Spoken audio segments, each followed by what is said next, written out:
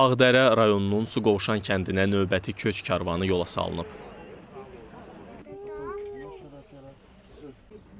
Kəndə köç edənlər ölkənin müxtəlif yerlərində, əsasən yataqxanalarda, sanatoriya və inzibati binalarda müvəqqəti məskunlaşmış ailələrdir.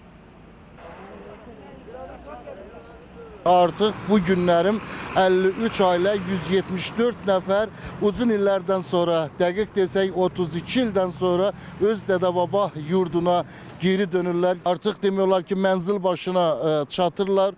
Mənim bir günləri özüm Kəlbəcərli olub Suqovuşana getməkdə məqsədim budur ki, mənim bir övladım var, hal-hazırda da vətən qulluğundadır.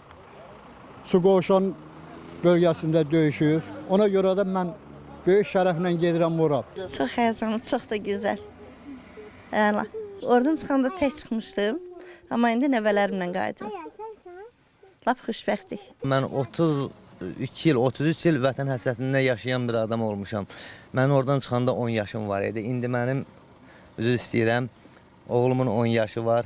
10 yaşında mən çıxmışam, 10 yaşında oğlum qayıdır.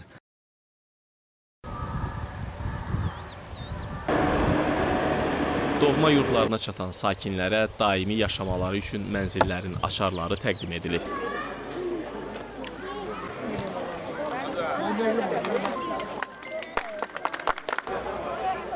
Qeyd edək ki, Suqovuşan kəndində planlaşdırılan köçlə bağlı ümumilikdə 180 ailə siyahıya alınıb. Köçün ilkin mərhələsində 20 ailə köçürülüb. Bu mərhələdən sonra Suqovuşana köçürülən ailələrin sayı 73-ə çatdırılıb.